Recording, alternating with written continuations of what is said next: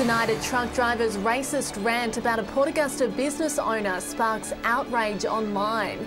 And job done as a world-renowned graffiti artist transforms an old silo in Woorabra.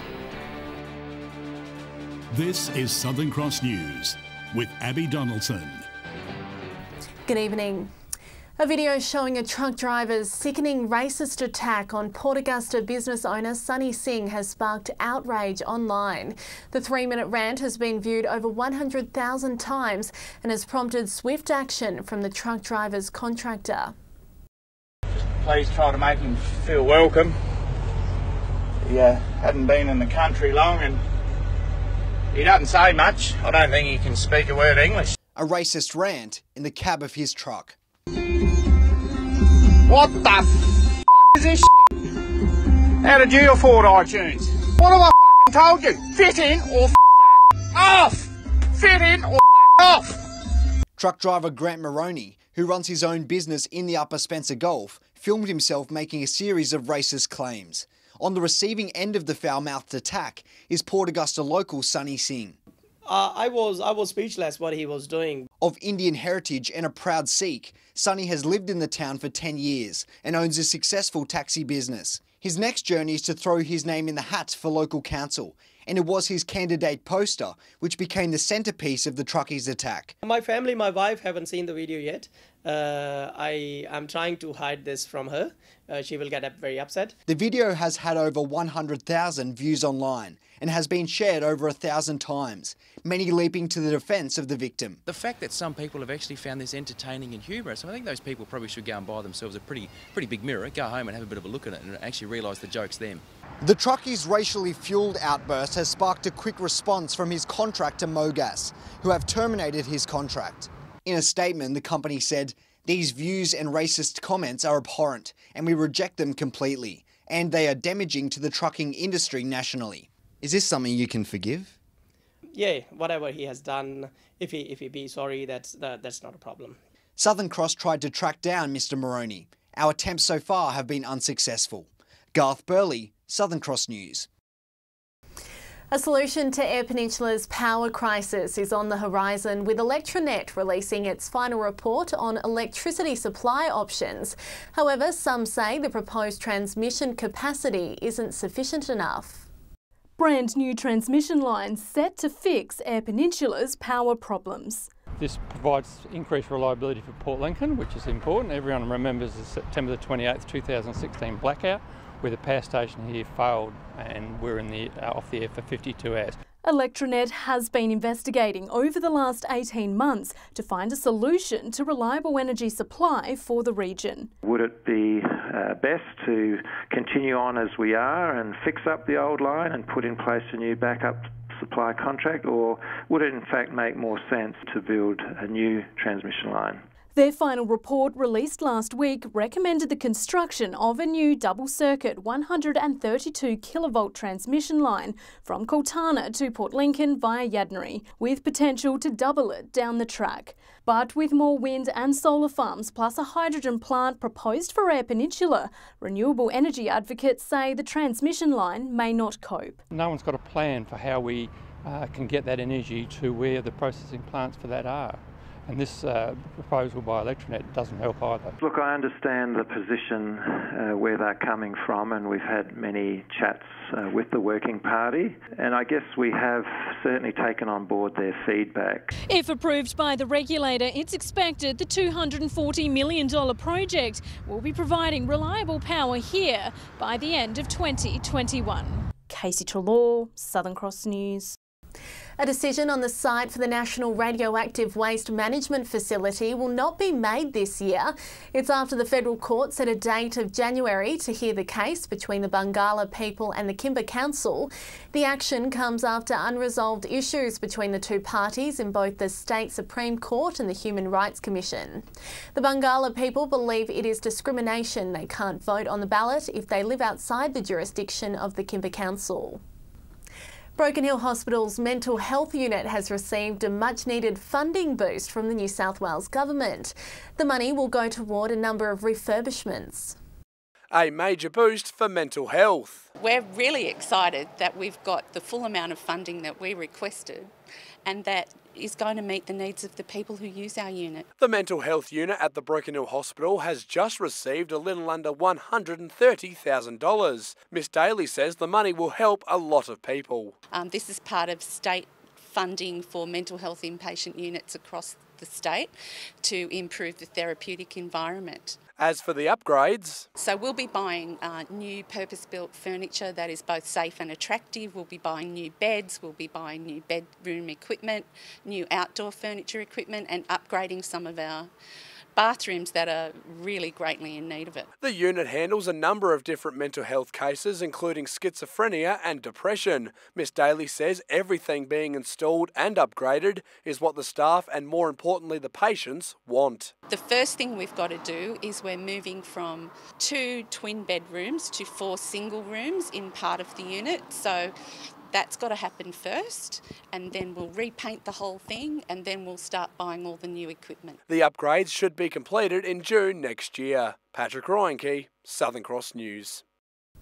Tumby Bay Mayor Sam Telfer has been elected as president of the state's Local Government Association. However, he'll need to be re-elected as mayor in the upcoming council elections to take on the new position. An exciting new statewide role for Tumby Bay's mayor. The LGA president is a position which takes an overview over the body, which does speak on behalf of 68 councils from around the state. Sam Telfer found out about his election as president on Friday and looks forward to putting the region back inside with state and federal government. We need to make sure we're pretty proactive here on the Eyre Peninsula because we're a fair way away from the major metropolitan area, and we need to get that potential that we have recognised. But first he needs to retain his seat at the head of the table in Tumby Bay as local council elections for mayor get underway next month. It's obviously very close to it, and if I don't become mayor, then I won't have the position going forward as LGA president. He's up against current Deputy Mayor Jeff Stewart. I chose to do it to make a difference to our community. It's the same reason why I joined the council in the first place. A paramedic with a passion for the RSL, Jeff wants to focus on aged care, health services and preserving local heritage, both in and around Tumby Bay. I do feel very passionate, and I do feel very passionate about listening to, consulting with and involving the community in all of the actions and decision making of the council. Casey Treloar, Southern Cross News. Still to come tonight, how the mid-north town of Brinkworth plans to boost its population with the help of the annual Brand SA Awards. And a world-renowned graffiti artist completes his silo mural in Warrabra. We'll meet the artist and the Tumby Bay resident who he took inspiration from. Welcome back. Local police are asking for the public's assistance in locating a man wanted for missing his parole. 45-year-old Alfred Rigney is Aboriginal in appearance, 172 centimetres tall and is of medium build. If you see Alfred or have any information about his whereabouts, please call the police assistance line on 131 444 immediately. Another town from the mid-north will be competing in the annual Brand SA Awards. Brinkworth has pushed their way into the top 15 and hope the award will boost their shrinking town. Brinkworth was once on the brink of extinction. Over 5 years, the population of this small country town has dropped by more than 50%. For sale signs filled the high street, as the population went from 402 to just 188. Of course, like everywhere else, the farms coalesce. You know, there's fewer and fewer farmers because the farms are bigger. And some people were moving out of town to look for work elsewhere. Alarm bells were raised after the local school threatened to close due to a lack of students. For Brinkworth's Heritage Society, it was the last straw. Armed with a love for their town, the group looked towards rebuilding its community. Restoring the Brinkworth Hall and supporting local businesses such as the Mills Freight Lines and the local recycling depot have helped turn around the town. My personal feeling is it's just a matter of raising the profile and people knowing what a friendly little town it is, and the word gets around. This sleepy mid-north town has some ambitious beautification projects coming up in the future, and they're hoping from now on it'll be smooth sailing. The regional showcase winners will be announced this Friday. Dominic Beaton, Southern Cross News. A local Whyalla group has hosted a forum for female council candidates. 6 of the candidates spoke at an enterprising Woman Whyalla function where they said why they're running, followed by a Q&A with the crowd. Group President Bernadette Abraham says she's pleased to see 3 of the 4 running for mayor are female. She also says there's still a lot of work to do to get women interested in public office. There is a lot of talk about women and politics and the barriers and trying to encourage women to do this, and I think that this is a great start. It starts in your local community first. Ballots for council elections are being posted this week. The new boss of Whyalla's Unearth Festival says the event can become a tourist drawcard. Cara Humes says expanding the food that's on offer will be a key focus of next year's festival. She's a new boss of Whyalla's newest sensation. Cara Hume is now in charge of the Unearth Festival and is busy planning the 2019 edition. Ms Hume says the 2-year-old Easter event has the potential to be something big. In the same way that a lot of people go away for Easter, maybe in Whyalla, a lot of people could come here for a holiday. And it's just about putting it on the map as a place to come, and festivals do that. Ms Hume has been assessing host venue Ada Rain Gardens over the last few weeks. She says she's looking to add to the festival beyond the onstage performances. There's a lot of amazing spaces here that can potentially be event spaces. We want to focus on refine this and do a bit more with this space. And food could be the answer. While it's early days, organisers are looking to sink their teeth into offering a greater variety of options. Ms Hume says major events are remembered by what people eat, and a food and wine aspect could tempt the taste buds of locals. A lot of people express their culture through their food, so we're hoping to change the face of the stallholders and what we're encouraging them to do. But Ms Hume says all growth opportunities won't happen overnight, with the expansion to happen on a year-by-year basis. Not taking on too much too quickly and letting the growth be more organic. John Hunt, Southern Cross News. Port Pirie will be adding an artistic flair to its town's buildings during the Big Picture Fest. The week-long festival will involve artists from across the state who will create 5 public art installations. We've got Joel Van Moore, who was the artist behind the Norman Street mural of The Fisherman. He's returning with 4 other artists to do a series of works across Port Pirie next week. Residents can watch the mural work unfold from the 29th of October until November 5. World-renowned graffiti artist Smug has added his creative flair to the small mid-north town of Warrabra. The Viterra silo has been transformed into a vibrant forest landscape and is already catching the eye of tourists. A splash of colour added to Warrabra's modest skyline. Artist Smug has transformed the town's old grain silos into a sight to behold. I think art can completely change an area, completely change an area. It can turn it from a sort of forgotten about small town to a real tourist attraction where people can travel from all over the world. Smug is no stranger to street art, and he's spent most of his career brightening up the dark corners of cities with his expressive graffiti portraits.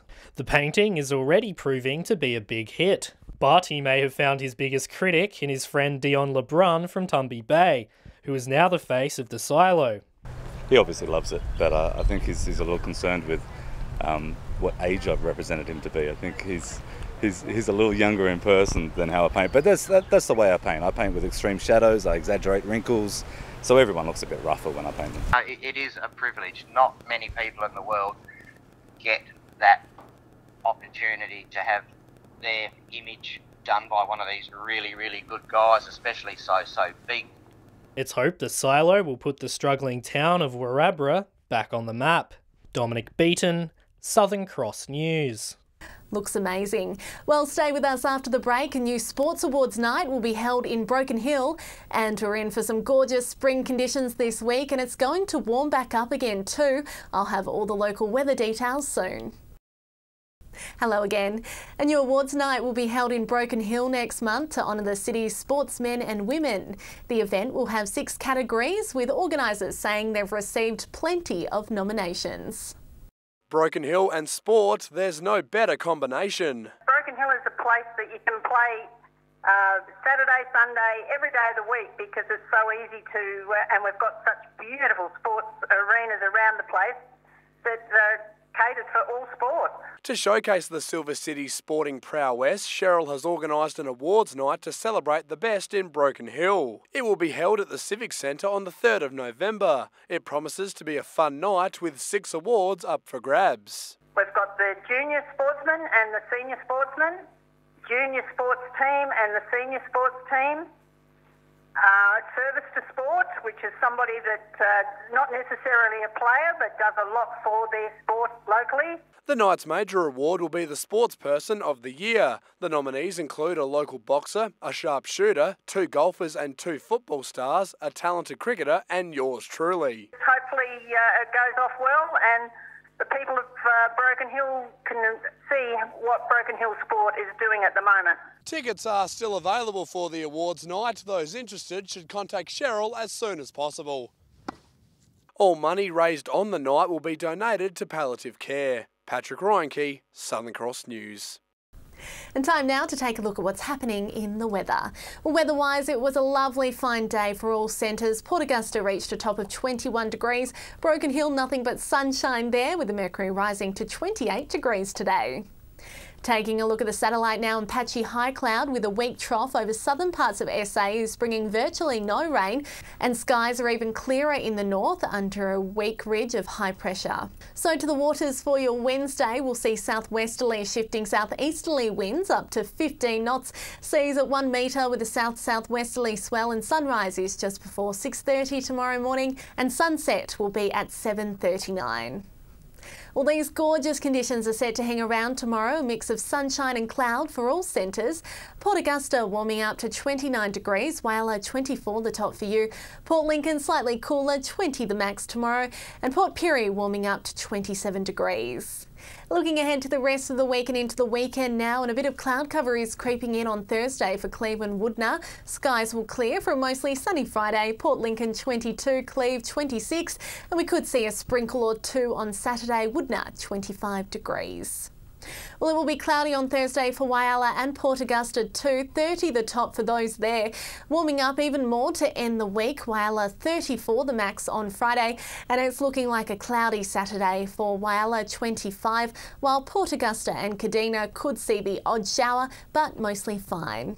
And for Port Pirie, the dial is set to rise into the 30s to end the week, 31 the max on Friday. Warm in Clare too, 27, and 32 the max for Broken Hill to end the week, and cooling down slightly for Saturday, while Port Pirie and Clare could see a light shower too.